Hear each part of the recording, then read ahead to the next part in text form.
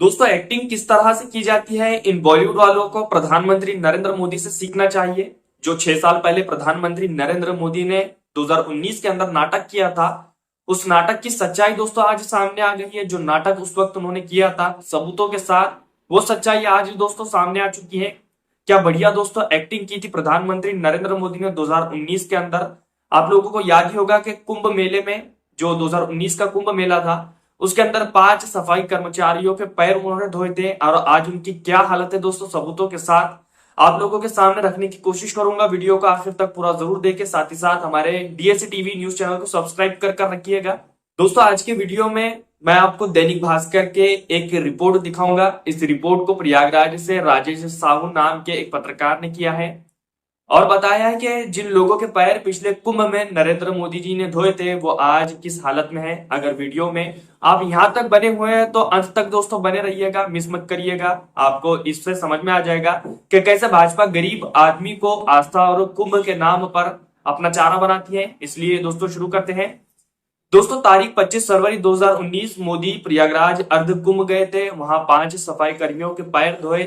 ये पहली बार था जब किसी प्रधानमंत्री ने सफाई कर्मियों के पैर धोए।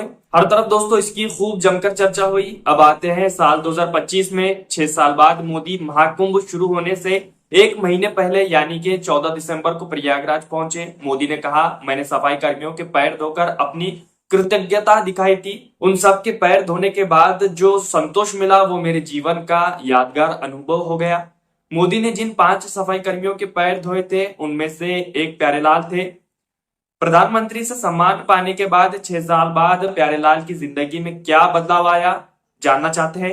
ये जानने के लिए ही दैनिक भास्कर ने उनसे संपर्क किया। राजेश साहू कहते हैं कि जब उन्होंने मेले में सफाई करने वाले लोगों से प्यारेलाल के बारे में पूछा तो ज्यादातर लोगों का जवाब ये था कि कौन प्यारेलाल। जब वो बताते हैं कि जिनके पैर मोदी जी ने धोए थे वो वाले प्यारेलाल, तो लोगों ने कहा कि अच्छा बताते हैं उनके बारे में। एक सफाई कर्मी के जरिए बड़ी मुश्किल से उनके घर के बारे में जानकारी मिली। जिस इलाके में प्यारेलाल रहा करते हैं वहां पहले से ही करीब 200 सफाई कर्मियों का परिवार रहता है। रास्ते में गंदगी और कचरा पड़ा हुआ था। प्यारेलाल ने अपना घर बांस, पन्नी और खराब हो चुकी साड़ी से तैयार किया हुआ है। 15 बाय 15 की जमीन पर तैयार घर को 4 भाग में बांट रखा है। एक तरफ तो चूल्हे पर खाना बनता है, लकड़ी और कंडे वगैरह सब वहीं पर पड़े हुए थे। उसके पीछे वाली जगह में बेटा बहू रहते हैं। एक और खाने में प्यारेलाल और उनकी पत्नी रहते हैं और जो चौथा हिस्सा है उसमें उनके 2 बेटे रहते हैं। सिर्फ एक दरवाजा लगा हुआ है, बाकी सभी में खराब हो चुकी कपड़े का पर्दा लगाया गया है। दोस्तों पत्रकार राजेश साहू ने जब प्यारेलाल से बातचीत शुरू की, सबसे पहले उन्होंने यही सवाल पूछा कि कब पता चला कि पीएम मोदी आपके पैर धोने वाले हैं। प्यारेलाल कहते हैं, हम संगम के पास साफ सफाई के काम में जुटे हुए थे। एक साहब आए और बोले कि चलो चलो तुम्हें बड़े साहब बुला रहे हैं। मैं वहां गया तो वो मेरे साहब से बोले कि अरे तुम तो बदमाश उठा कर ले आए हो। असल में उस वक्त मेरी जो दाढ़ी थी वो बहुत बड़ी हुई थी। फिर बड़े साहब बोले कि इसकी दाढ़ी बनवा कर ले आओ। मैं दाढ़ी बनवा कर फिर वहां पहुंचा तो बड़े साहब बोले कि अरे भाई ये तो हीरो लग रहा है। प्यारेलाल आगे बताते हैं कि मुझे गाड़ी में बैठाकर परेड ग्राउंड लेकर गए। मेरे जैसे कुल 15 सफाई कर्मी और बुलाए गए थे। सभी की जांच पड़ताल हो रही थी। जांच होते होते सिर्फ 5 लोग बचे। हम लोग ऐसे ही बैठे थे, कोई कुछ बता नहीं रहा था। मुझसे पूछा गया कि कहीं तुम्हारे ऊपर कोई केस वेस तो नहीं है। हमने कहा कि नहीं है। फिर उन्होंने बांदा जिले के बबेरू थाने में फोन लगाया। ये मेरा थाना लगता है। थानेदार ने जांच की और कहा कि उनके ऊपर कोई केस नहीं है। इसके बाद हम वहीं बैठे रहे। 3:45 हम लोगों को बताया गया कि प्रधानमंत्री नरेंद्र मोदी आप लोगों से मिलने के लिए आ रहे हैं। कमरे में चारों तरफ कैमरास लगा दिए गए। प्यारेलाल से पूछा गया कि आपके और प्रधानमंत्री जी के बीच क्या क्या बातचीत हुई, तो प्यारेलाल कहते हैं मोदी अंदर आए और बैठ गए। फिर पानी मंगाया गया और पैर धोने लगे। इसके बाद तौलिए से पैर पोंछ दिया। सभी को एक एक गमछा दिया। ये बड़ा अजीबोगरीब था। फिर हम लोगों से पूछा कि मेला कैसा लगा। हमने कहा कि मेला बहुत अच्छा रहा। सारे गलत काम बंद हो गए, अब साफ सुथरा हो गया है। इसके बाद प्रधानमंत्री जी बाहर चले गए।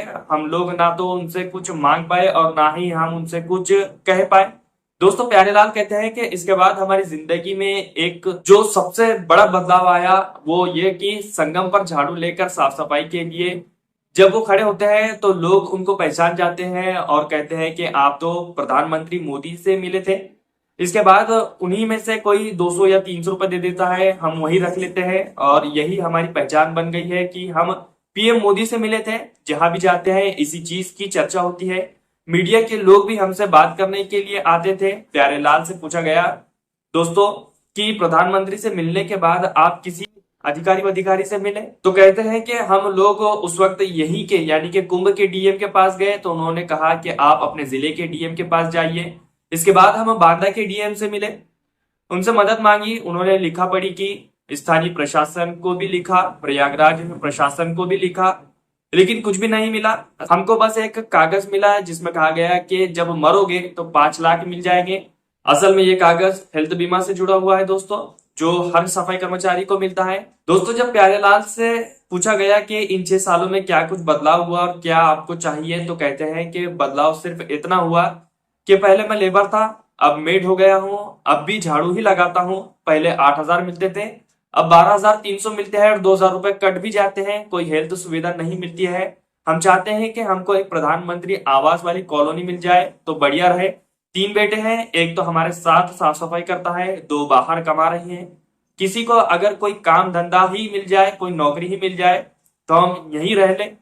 दोस्तों प्यारेलाल कहते हैं कि मोदी कई बार प्रयागराज आए, हम उनसे हर बार मिलने की कोशिश करते, लेकिन पुलिस दरोगा और अधिकारी मिलने नहीं देते, हमारी बात ही उन तक नहीं पहुंच पाती है। अगर मिल पाए तो शायद कुछ मदद हो जाएगी। प्यारेलाल की बहू बाहर बैठी हुई थी, पिछले साल ही उनकी शादी हुई है। वो कहती हैं कि यहाँ रहने में बड़ी मुश्किल होती है, बरसात होती है तो घर में पूरा पानी भर आता है, घर मिल जाए तो अच्छा रहेगा। दोस्तों प्यारेलाल वीआईपी घाट के पास बने जल पुलिस थाने के पास वाली सड़क पर झाड़ू लगाते हैं, उनकी पत्नी भी यहीं पर झाड़ू लगाती है। प्यारेलाल के अलावा मोदी ने बांदा जिले के नरेश कुमार, 24 संभल जिले के होरीलाल और छत्तीसगढ़ के कोरबा जिले के ज्योति मेहतर के भी पैर धोए थे। सभी की मौत हो चुकी है। होरीलाल ने साफ सफाई का काम छोड़ दिया है। ज्योति मेहतर ने भी पीएम आवास के लिए आवेदन किया था लेकिन उन्हें मिल नहीं सका। बाकी के लोग भी यही कहते हैं कि इज्जत तो मिली, लोगों ने पहचानना तो शुरू कर दिया, लेकिन मदद कोई नहीं करता। दोस्तों अब 2 सवाल उठते हैं, जब मोदी को इन लोगों की मदद नहीं करनी थी तो पैर आखिर क्यों धोए? क्या पैर धोना सिर्फ एक नाटक था, दिखावा था, खुद को गरीबों का मसीहा साबित करने का तरीका मात्र था? और दूसरा सवाल ये कि गोदी मीडिया की हिम्मत नहीं है कि लोगों की परेशानियों से जुड़ी खबरें आपको दिखा सके। उसे टाइम पास करना है और आप उसे टाइम पास करने का सबसे आसान शिकार लगते हैं, इसलिए वो आपके सामने फर्जी साध्वी और फर्जी बाबा परोसता रहता है और आपसे जुड़ी, आपकी समस्याओं से जुड़ी खबरों को गायब कर देता है। दोस्तों सच्ची और पक्की खबरें देखने के लिए हमारे डीएसए टीवी न्यूज चैनल को सब्सक्राइब करें। फिलहाल आज की इस खबर में बस इतना ही। उम्मीद है आप लोगों को ये जानकारी पसंद आई होगी तो लाइक करके शेयर जरूर करिएगा। मैं मिलता हूं आप सभी को किसी और नई वीडियो के साथ, किसी और नई जानकारी के साथ।